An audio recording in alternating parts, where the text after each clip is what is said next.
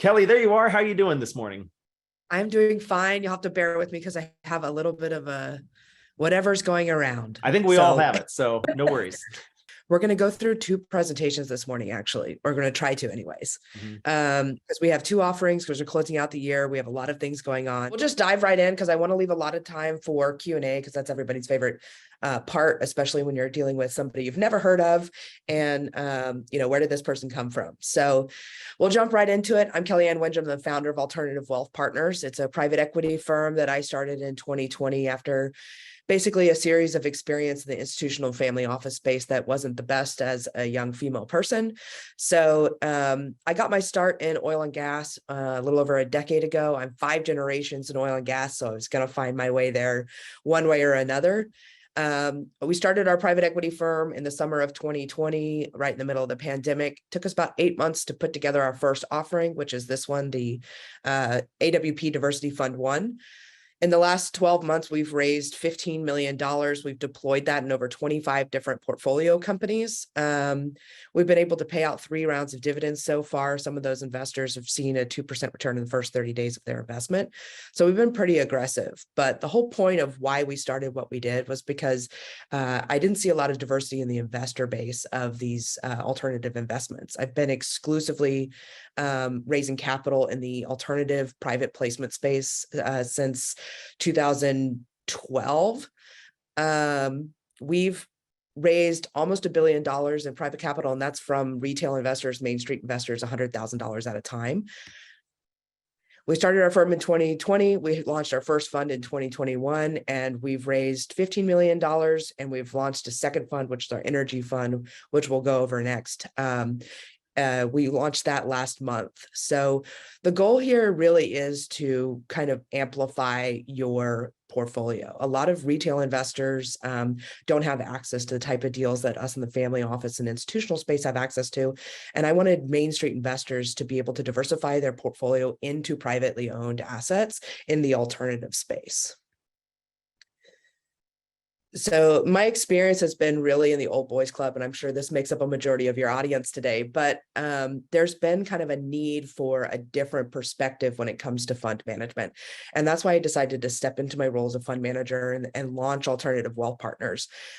We just have a different perspective when it comes to the type of investments that we want to participate in. And this includes things that I like to support, which is American made. I like the traditional asset classes, energy, manufacturing, infrastructure, real estate, but I wanted to package all of those things into one place to give investors access and returns that they weren't experiencing from other traditional fund managers. So this is kind of an overview of the diversity fund. We've created a completely blended portfolio of alternatives. So we have, in the future slides, we'll kind of go out over the breakdown, but we're raising $50 million. We raised 15 so far. We're actually closing this fund in January, the end of January. Because we've bought 25 different portfolio companies. We are already seeing cash flow on those assets, and we actually have assets that are getting ready to exit about 2 years early. So we're kind of ahead of schedule. So we're just going to close the fund because the most important thing is I don't charge any management fees. So this is unusual, but the point of this is because this is the first fund that I've managed on my own. And in order to establish the trust and our interest to be the same, I didn't charge a management fee. I don't think it's right for managers to charge fees when their assets don't do what they're supposed to do. So I only benefit if the assets do what we say we're going to do. So if we hit our projections, then I make money. If we don't, then only you make money. So this is how we've set up our fund. It's a traditional 80-20 split after a 10% preferred return. That's the reason why we're closing in January, because we're already starting to see these returns. And if I let new investors come in late next year, they'll dilute the fund for no reason and just be walking into a cash cow, basically. Last year, we really focused on tax deductions. We were able to give investors a 47% deduction, and this is because of our investments in oil and gas. So this is one of my favorite things to talk about, and if you've seen me on Andy's podcast, I've talked about this several times. My background's in oil and gas. It's what I like to invest in, and it's because you can really leverage those tax benefits while staying diversified and mitigating a lot of risk that comes with oil and gas investing by staying diversified. So when I say we got a 47% tax deduction, when you invest in oil and gas, you could deduct that from your active income. So the partners that came into the fund and were active partners in those drilling projects, some investors invested $1 million and saw a $470,000 loss that they were able to offset their active income with. So, which was significantly over $100,000 tax savings for them. Now they won't have that this year because we didn't do as much drilling as we did last year. They will see some sort of tax deduction for this year, and that'll just show up on their K1. This is me in Jamaica. So one of our portfolio companies is a Jamaican coffee company. We own 1,000 acres in the Jamaican Blue Mountains. We work with partners that have been growing coffee up there for generations. Basically, we've partnered with them to give them irrigation technology and fertilizer, and then they co-op with our commercial grow property. And I'll talk about that here in just a second. But we've really diversified this package of assets. And I'm young, I'm 32 years old, but all of my partners in this fund have about as much experience as I've been alive in their industry. So I make sure that I partner with the right people. I might not be the expert in that industry, but I definitely know where the expert is. And we get to do lots of really fun deals together, whether they're in this diversified fund or we help structure deals outside of our portfolio. So this is kind of an overview of what our breakup is. We're pretty evenly split across energy, real estate, manufacturing, what I call private equity, and commodities. Things that fall into our private equity sector, like fintech, consumable retail companies, any type of small business that we've either done private lending on or we're helping with equity partnerships. So we stay diversified. This helps mitigate a lot of risk. It also helps boost our overall returns. The way that we negotiate our deals gets a lot of the overhead fees and also preferred equity in these companies, which in a traditional investment for investors, they might see an 8 to 10% return. And because we've been able to negotiate better deals as an experienced fund manager, we're able to get those returns up to 15 and 20%. Again, we've already been generating cash flows since Q4 of last year. So we raised a majority of our money in 2022. We had about $5 million deployed by the end of 2021. Those investors that came in January last year saw a 2% return in less than 30 days. So far, we've hit an annualized return of over 10%, and we're on track to hit our first double-digit quarterly return in Q1 of next year. So the return makeup is pretty split between a small tax benefit for those that invest with a cash investment. We do have several investors that come in through a retirement account. A portion of that will be a dividend return. So part of that projected 3x return is going to come from your dividends. And since we're already in pay status, the investors are receiving quarterly dividends as of today. So this is just kind of an example of some of our portfolio companies that we can disclose. Combined, there's hundreds of years of experience in these industries. We're really heavily focused in our partnerships in oil and gas, just because we have a second fund that is focused on oil and gas. So these are majority of the people that we can share with you guys. Another really kind of a cool, unique investment that we've been able to make is through Ellevest. It's a financial, a robo-advisor type company. They're providing financial services specifically for female investors. So it's a really unique opportunity. We get to partner with Sally Karachek on things. So it's really opened up a lot of doors for us as far as the access to deals we have. So we're just going to do a little partner spotlight. Putnam Energy Group is a subsidiary of Putnam Energy, which if you pay any attention to oil and gas, they just did like a $1.9 billion deal with Devon Energy. So, you know, we get access to these family office, institutional type private deals that will never see the light of day, but I give access to those deals through my relationships and my network that I built over the last decade. Another partner spotlight is our Blue Mountain Best. This is our coffee company down in Jamaica. We actually have an exit coming up in this company, which is really cool because we've been able to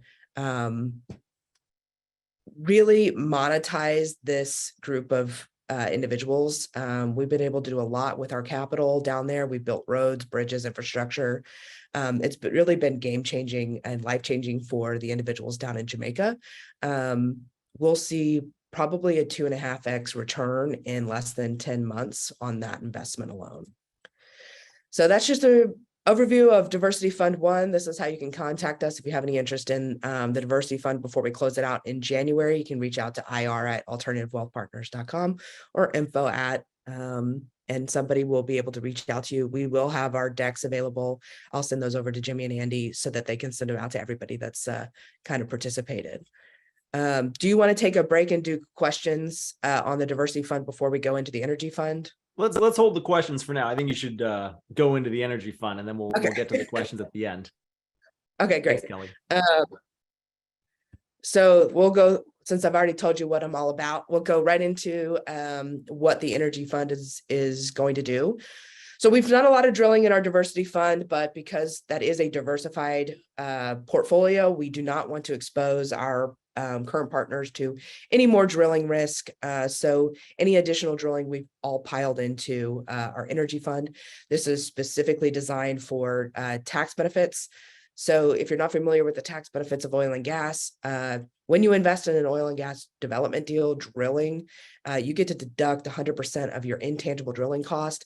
And for 2022, 100% of your tangible. Now that gets scaled back over the next 5 years. So I think next year it's 80%, and then it goes down from there. So 2022 is really kind of your opportunity to maximize that tax benefit. However, it will go on for the next few years that you can take advantage of that. The IDC deductions are really powerful, especially if you've had a high income year or a large capital gain or something. So this is how it kind of competes with real estate tax benefits. This is stuff that you can actually deduct and have a realistic tax savings against what you're experiencing in your regular income or gain situation. So it's a smaller $25 million fund. We're going to be focusing on new development and reworks in several different basins. The minimum is $100,000. There is a fee on this. It's a 1.5% fee with an 80-20 split. There is no preferred return. This is just because there is already a lot of income that will come in on this fund by year 3. We're expecting return of capital by the end of 2024. So we're expecting 50% plus IRRs, and this is pretty normal and standard in oil and gas. If you've ever experienced a good oil and gas project, I know some of you have probably invested in oil and gas just for the tax deduction, and that's about all you saw. We've gotten really good at actually knowing where the oil is and going back into those productive fields. I also work with owners and operators and industry professionals who've been doing this for decades and have done multiple billions of dollars worth of transactions in oil and gas deals. So we're going to target a 75% tax deduction.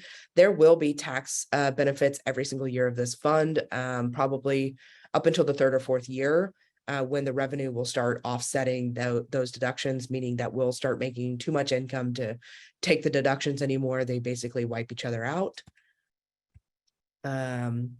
So AWP currently has over 100 different wells. I personally am invested in 4 different basins.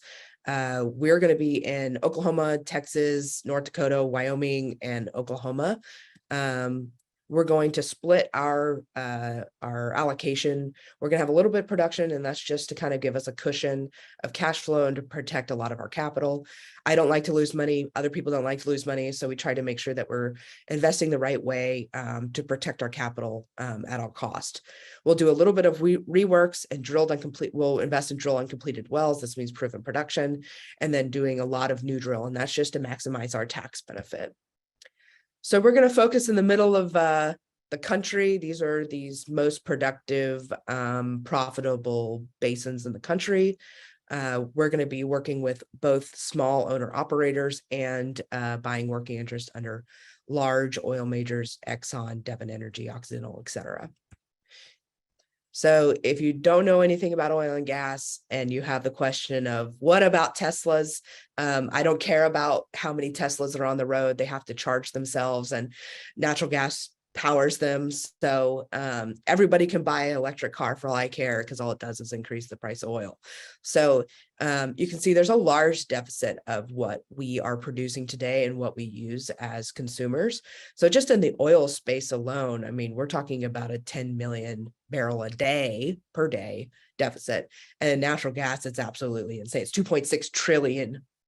Okay, it's significant. we have the capacity to drill and meet these demands here domestically.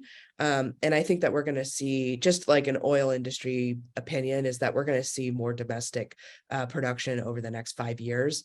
We're going to be battling the administration on, what that cost is going to look like to the consumer, but I think that we're going to see high oil prices, at least for the next foreseeable future, unless there's some significant change. So the way that this is going to work as far as returns and tax benefit is that the first 2 years are going to be focused on development. This is where you're going to receive your highest tax benefit. And then the third, fourth, fifth, and so on years, you're going to be seeing that high income. Now, there's no planned exit strategy because oil is a income producing asset. You can own it in perpetuity. This is a generational asset. So I am literally the physical embodiment of that. I have assets that are over 100 years old. So it will realistically keep these assets in the fund with the investors looking for long-term cash flow. If an investor does want to sell their interest, then I'm personally interested in that interest, and then also the other partners will be given the option to buy more interest in the fund. So these are some of our larger oil and gas partners. Pontum and Labrador Energy are both doing over $100 million worth of drilling projects next year. We're going to be partnering with them on a majority of our deals. And this is primarily, they have Labrador Energy specifically has about $250 million worth of drilling to do up in the Williston Basin. We're going to come in as an equity partner. We're going to have a lot of leverage there, which means we have a significant tax benefit. You get a 2x return on your capital just from your tax benefit alone in their project. So it's a very unique deal. It is much higher risk than what we're doing with our other partners. However, the return potential is, very, very significant. Again, here's our contact information. If you reach out to ir@alternativewealthpartners.com, we'll be happy to send you over a deck. Fantastic. Well, thank you, Kelly. We have a ton of questions to get to, so I'm Great. glad you saved a lot of time toward the end. We'll take questions for about 10 or 15 minutes here. I'm counting 12 questions from the audience, so really engaged audience this morning. And if you do have questions, and in case you missed this remark from me earlier, please use the Q&A tool in your Zoom toolbar to submit questions. We'll be having live Q&A sessions with most of our presenters throughout the course of the day. But Kelly, to get back to you now, first question that came in asks, are most of the investments made by the fund about 500,000? Have you made any outsized bets that make up a significant chunk of the portfolio? Yes. So we've made 2 considerable bets that kind of basically protect our entire assets. One of them is an oil and gas deal that was out in West Texas, both split between the Permian Basin and the Delaware Basin. And that project alone is worth more than the entire fund under management now. And we have a $2 million investment there. So that helps me sleep at night because the entire portfolio could go to zero except for that, and we'll be fine. And that one is, we've been able to hedge 10% of our production out of that field to cover 111% of our debt. So it's one of the most conservative it's what protects our entire fund. Terrific. What's the life cycle / exit plan for Diversified Fund 1? I think this person meant Diversity Fund 1, right? Yes. And so that one is a 5-year fund. We'll exit completely by the end of 2026. We operate on a weird fiscal year. So February is our fiscal year. So we're one off from the typical quarter. So January 31st, 2027 is the end of our fund. By that time, we expect to be fully exited from those assets, whether we've sold it to individual partners, myself, or we've sold it to the market. We already have exits for 3 of our assets that are coming up in the next quarter. They're about 2 years early on that. So there's a lot of movement. There's a lot of interest in these types of projects. And that's just because I've been putting these deals together for 5 years. Sounds good. Patrick asks, Kelly, will AWP Energy Fund engage in any enhanced recovery operations from existing producing wells? I'm sorry, you cut out. Will AWP Energy Fund engage in any enhanced recovery operations from existing producing wells? Yes. So we'll do some reworks and go into producing fields. Yeah. It's not all new development. So it's going to be a blend. Gotcha. Richard asks, is the energy fund focused on oil or natural gas? And what is the break even per barrel? Both, and most of the partners we work with have a break even somewhere between $7 and $15 barrel of oil equivalent. And then a related question came in a short time after that. What's the split between oil and gas? I would probably say 60% oil and 40% gas.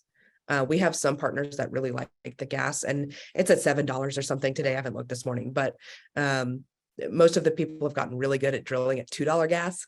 So, we're pretty excited about $7 gas.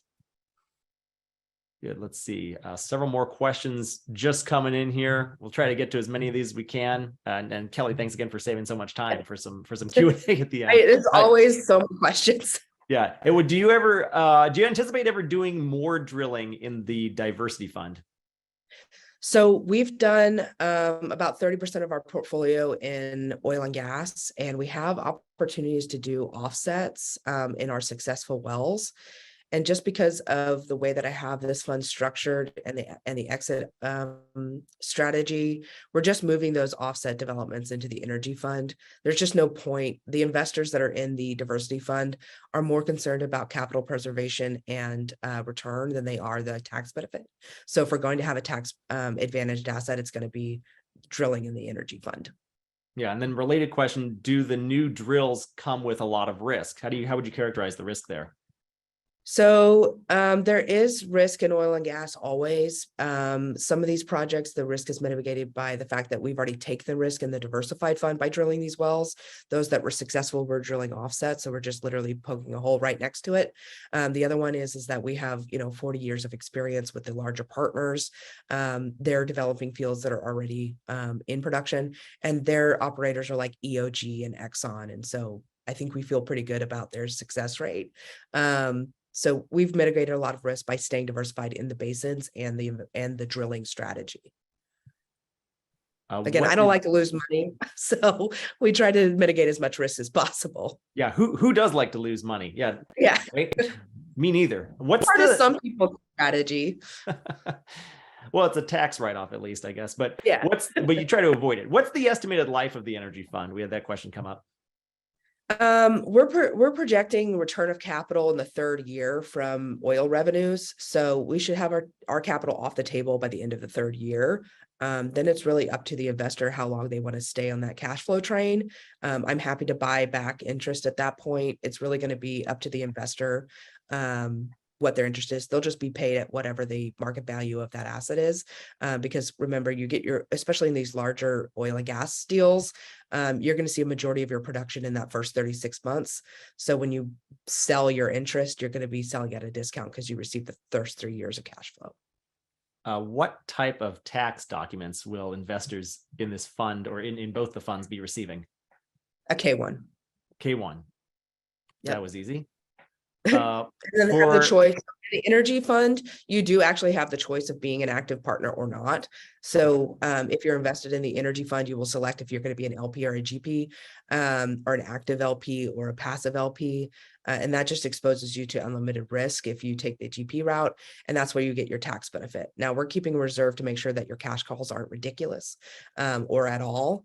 So we'll be keeping about 15% in just sitting around to make sure that we can cover our drilling expenses without having to go back to the investors. Very good. Is there any time benefit for investors in the energy fund investing now in 2022 versus investing 6 months later, aside from the tax benefit? Not really. I mean, in 2020, we have literally like 15 days for you to fund, for you to get the tax benefit for 2022. You're just going to get closer to that dollar for dollar deduction today than you are going to be in January. Got it. Let's see, a couple questions here. We get to drill faster, which means that we get to turn production online faster, which means you get a check faster. Yep. We can only drill as fast as we have the money. Good point there. Couple questions relating to politics here. I'll ask you. First one is, given the political landscape and the current administration's focus on climate initiatives, do you have any concerns about negative impact of regulation on the energy sector as a whole and on your fund's strategy? Regulation just makes oil and gas more expensive, so we just make more money. Great answer. Second question, They kind of can't along. stop drilling that's already started. So all it does is hurt people when you turn off production, which there's a lot of mixed messaging happening, like don't drill, but also drill. And basically the administration said that they were buying all of the reserves back at $70 and $75 oil. So that just kind of gave a flag to the industry that they have a guaranteed buyback price at $70 in oil. And they've been drilling at 45 for the last 10 years. So. Got it. Very good. We need oil one way or another. And if they restrict, if the supply gets restricted, the price goes up, makes it more profitable for you. I get that. What about new Congress? Is there any concern that they'll take away the tax benefits of IDC and other related drilling tax credits? Well, we can see that in the tangible drilling where it's getting phased out over the next few years. So we're trying to take advantage of that now. You're going to get the most tangible write-offs up front this year and next year. The intangible drilling cost deductions have been around since the beginning of time. And they tried to do it last year and it was completely shot down. So there's no reason to get rid of it at this point. You would have like a mass exodus of people supporting oil and gas, and it would just be really, really bad all around. Sure. Question from Bob. Bob, great to see you here, by the way. I've known Bob for several years. He asks, are you looking at solar or hydrogen investments? Not in this energy fund, but yes, there is significant renewable projects in the pipeline. It's for a much larger fund, which, sneak preview is next year. We're going to be focused on, basically energy from waste projects. Great question, Bob. And yeah, nice sneak peek to what may be ahead for alternative wealth partners there. Bill asks, let's see. So you can invest $100,000 and we'll get a tax deduction of 100% in 2022. Can you clarify that? Yeah, you're going to get pretty much dollar for dollar deduction in 2022. But you're cutting it close. I do like to have a Christmas break. And I was sending wires out to oil companies at a wedding on New Year's Eve last year. So I don't want to do that again. So if you're interested in doing oil and gas investing this year, you do have all year to invest like this. You don't have to wait till December. But if you are ready to make a decision, like I need to know like in a week, and so that I can get those into the hands of the oil companies so that they can start their drilling process, because they're allowed to, as long as they spud, so start their well by March 31st, 2023, you get that tax incentive for 2022. But you have to fund December 31st, preferably within the next 2 weeks. Right. You don't have to wait until December or even the last week or the last day of the year, but I know a lot of times investors do. Yes. They tend to be procrastinators for good reasons and bad, I suppose. Yeah. Bo asks, do you hedge the oil and gas production? And if so, by how much? So it really depends on which partner we're using. So I'm the money person, and I partner with people who know a lot more about oil and gas projects than I do, both operators and my bank nerds, I call them, because they have years of experience from the financing side of oil and gas. Our largest partner in the oil and gas space they've done over $20 billion worth of financial deals in the oil and gas space, and they're my hedging experts. But yes, everybody hedges in one way or another. And typically it's to protect our capital. So we mentioned renewables a moment ago in one of those other answers. Alan asks if you can compare and contrast returns on energy funds focused on oil and gas versus on renewables. How does that break down for you? So renewable investments are fine. You're just going to be waiting a lot longer to see that return of capital and then return, right? So you're looking at 7-10 years. In oil and gas, it takes somewhere, well, now it's a little bit, it takes longer to drill now because the schedules are so hard. It's very hard to get rigs and people out into the field right now. But typically you're seeing a return within 6 months of a completed well. And then you're seeing, typically, you'll see a return of capital in the first 2 years. So you're seeing return a lot faster than renewables. It just depends on your investment strategy. You're going to see a quicker return in oil and gas, but you might see a longer term, higher return in renewables. It'll just take 10 years. Very good. Good considerations to keep in mind if you're looking at those two types of investment products. Another question from Richard here. He asks, are investors in the energy fund coming in as general partners? How are investors protected? So that's up to the investor. If they want to see the 100% tax benefit, they have to be an active LP or a GP election. And that's because you don't get the deduction if you're not taking the risk. So you will be exposed to cash calls if the fund cannot cover those cash calls. Now we pre-fund AFEs, which is our build to drill. And that's because one, we want to maximize our upfront tax benefit, but also it kind of saves us from, a bill down the road, whether that be a surprise amount or not.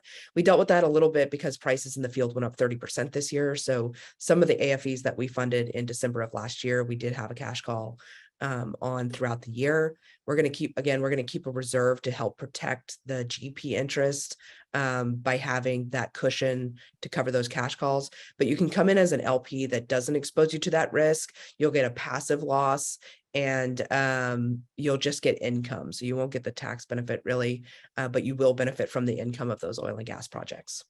Very good. Alvin asked a question that was directed to me, but I did want to just address it. He asked if I could provide the link to the cheat sheet for the individual funds being presented. So we did create a table that has all of the funds listed throughout the course of the day. I will post a link to that in the chat in just a moment, Alvin. So sit tight for a minute.